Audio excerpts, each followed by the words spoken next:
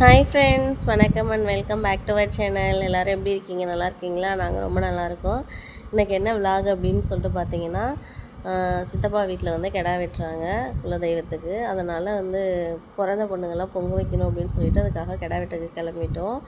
காலையில் 5 மணிக்கு எழுந்துச்சி குளிச்சுட்டு கிளம்பியாச்சு. இந்த விளக்கு வந்து நான் கோயிலில் வைக்கிறதா அம்மா வேண்டியிருந்தாங்க, என் கையால் வைக்கிறதா. அதனால் விளக்கும் எடுத்துகிட்டு போய்ட்டு அப்படியே நேர்த்திக்கடனை சாத்திட்டு வந்துடலாம் அப்படின்னு சொல்லிட்டு கிளம்பியாச்சு. எங்கள் குலதெய்வ பேர் வந்து ஸ்ரீ பாவாடை ராயன் துணை. கோயிலோட என்ட்ரன்ஸ் இப்படி தான் இருக்கும். கோயில் பார்க்க ரொம்ப அழகாக இருக்கும். முன்னாடியே ஒரு வெள்ளை குதிரை இருக்கும். பாவாடராயன் சாமி பக்கத்துலேயே வந்து அங்காளம்மன் சாமி இருக்கும். நல்லா காத்தோட்டமாக நிழலாக இருக்கும், மரங்கள்லாம் நிறைய இருக்கிறதுனால. 5 மணிக்கே குளிச்சுட்டு நாங்கள் கிளம்பி போயிட்டோம். ஆனால் 10 மணிக்கு மேலே தான் கிடா வெட்டினதுக்கப்புறம் தான் பிறந்த பொண்ணுங்கள்லாம் பொங்க வைக்கணும் அப்படின்னு சொல்லிட்டாங்க. அதுக்கு முன்னாடியே வந்து வீட்டு பொங்கல் வைப்பாங்க இல்லையா, அதெல்லாம் அம்மா சித்தி எல்லாம் ரெடி பண்ணிவிட்டு பொங்கல் மாவிளக்கெல்லாம் செஞ்சுட்டு இருந்தாங்க. ஸோ அதெல்லாம் பார்த்துட்டு பிள்ளைங்களை வச்சுட்டு விளையாண்டுட்டு இருந்தோம். கொஞ்சம் என்ஜாய் பண்ணிகிட்டு இருந்தோம். பிள்ளைங்கள்லாம் வந்து பசங்க இருந்ததுனால விளையாண்டுட்டு இருந்தாங்க. காலையில் வந்து சாப்பாடு வந்து இட்லியும் சட்னி சாம்பார் வீட்டில் செஞ்சு எடுத்து இருந்தாங்க. அதெல்லாம் சாப்பிட்டுட்டு எல்லாம் ஒரு வேலையாக செஞ்சுட்டு இருந்தோம். கோவில் இப்படி தான் இருக்கும். சமையல் வேலை கிடா வெட்டுறதுக்கு முன்னாடியே சாதமெல்லாம் செஞ்சுட்டு இருந்தாங்க. வடி சாதம். இன்றைக்கி வந்து முப்புசை விழா. ஆடு, கோழி, பன்னி இது 3மே இருப்பாங்க. இது 3 வெட்டி சமைக்கிறது தான் இன்றைக்கி. சமைச்சு அன்னதானம் போடுவாங்க. பூசாரி வந்து சாமி எல்லாத்துக்கும் அபிஷேகம் பண்ணிகிட்டு இருந்தாங்க. எல்லா சாமிக்கும் அபிஷேகம் நடந்துட்டு இருந்துச்சு. அந்த அபிஷேகம் பண்ணுறதெல்லாம் பார்த்துட்டு உட்காந்துருந்தோம். அபிஷேகம் பண்ணுறதை பார்க்குறது ரொம்ப நல்லதுன்னு சொல்லுவாங்க. அதெல்லாம் பார்த்துட்டு இருந்தோம்.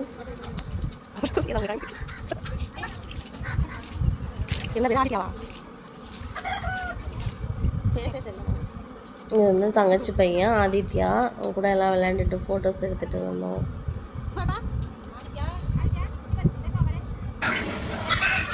அபிஷேகம் முடிஞ்சதுக்கப்புறமா பெரிய நாயகின்னு ஒரு சாமி உள்ளே இருக்கும். அந்த சாமிகிட்ட தான் போயிட்டு நாங்கள் எங்கள் கோயிலில் வந்து பண்ணி வைக்குவாங்க. அதுக்காக எல்லாருமே கொஞ்சம் ரெடி பண்ணி எல்லாம் எடுத்துகிட்டு டைம் ஆகிடுச்சு. 10 மணிக்கு மேலே ஆகிடுச்சு. அப்புறம் எடுத்துகிட்டு எல்லாம் போனாங்க. பாப்பா யார்கிட்டையுமே இருக்கிறது மாட்டா அதிகமாக.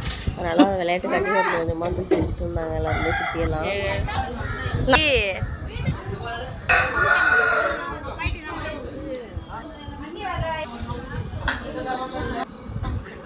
கொஞ்சம் பண்ணி வச்சதுக்காக பண்ணி தூக்கி வண்டி மேலே வச்சு உள்ளே கொஞ்சம் கொல்லைக்குள்ளே தான், முந்திரி கொல்லைக்குள்ளே தான் இருக்கும். அங்கே எடுத்துகிட்டு எல்லாம் கிளம்பிட்டாங்க.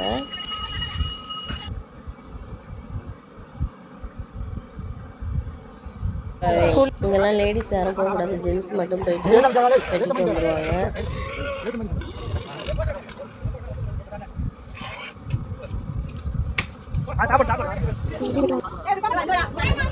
நெக்ஸ்ட் வந்து ஆடு வெட்டணும். அதுக்காக எல்லாம் ரெடி பண்ணிவிட்டு பூஜை பண்ணிகிட்டு இருந்தாங்க.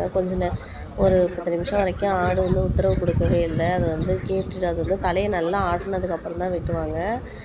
சித்தப்பா கொஞ்சம் நேரம் பிடிச்சிட்டு பூஜை பண்ணிட்டு இருந்தாங்க. அப்புறம் சித்தி பண்ணிகிட்டு இருந்தாங்க. தண்ணிலாம் தெளிக்க சொன்னாங்க. அப்புறம் சாமிகிட்ட போய் வேண்டிட்டு வந்து திரும்பவும் பூஜை செஞ்சுட்டு வேண்டிட்டு வந்து எந்த குறை இருந்தாலும் நாங்கள் செய்கிறோம் அப்படின்னு சொல்லிவிட்டு அதுக்கப்புறமா தான் கிடா வெட்டினாங்க.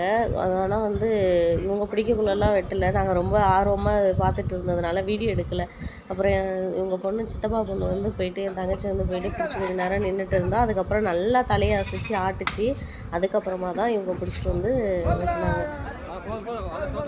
ஆடு எவ்வளோ நேரம் ஆனாலும் ஆடு உத்தரவு கொடுத்ததுக்கப்புறம் தான் வெட்டுவாங்க. அது வரைக்கும் வெயிட் பண்ணிட்டு தான் இருக்கணும்.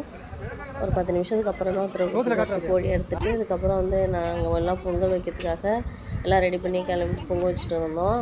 அங்கே ஒரு பக்கம் கறியெலாம் கட் பண்ணிவிட்டு அறுத்துட்டு இருந்தாங்க. சமையலுக்கு ரெடி பண்ணிகிட்டு இருந்தாங்க. சமையல் செஞ்சதெல்லாம் நாங்கள் பொங்க வச்சுட்டு இருந்ததுனால அதெல்லாம் வீடியோ எடுக்கலை. சாப்பாடு பந்திலாம் ஒரு 300 பேர்கிட்ட அதுக்கு மேலே தான் இருப்பாங்க. அப்போல்லாம் படைச்சிட்டு சாப்பாடெலாம் ரெடியானதும் 300 பேருக்கு மேலே எல்லாம் அன்னதானம் போட்டு சிறப்பாக நடந்தது.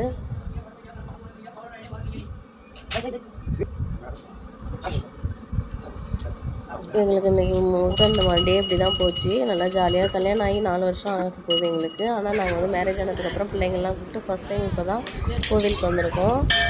குலதெய்வ கோவிலுக்கு, அம்மா வீட்டு குலதெய்வ கோவிலுக்கு. ரொம்ப சந்தோஷமாக இருந்துச்சு. நல்லா என்ஜாய் பண்ணோம். இந்த வீடியோ உங்களுக்கு பிடிச்சிருக்குன்னு நினைக்கிறேன். இந்த வீடியோ பார்க்குறதுல யாருக்காவது குலதெய்வ கோவில் பாவாடை ராயன் சாமியாக இருந்ததுன்னா கமெண்ட்ஸில் சொல்லுங்கள். உங்களுடைய குலதெய்வ கோவில் என்ன அப்படின்றதையும் நேமும் கமெண்ட்ஸில் சொல்லிவிடுங்க. இந்த வீடியோ பிடிச்சதுன்னா லைக் பண்ணி ஷேர் பண்ணிக்கோங்க. இந்த மாதிரி முப்பூசை விழா கோவில் ஃபங்க்ஷன் பற்றி உங்களுடைய கருத்துக்கள் என்னன்றதை சொல்லுங்கள். Thank you friends.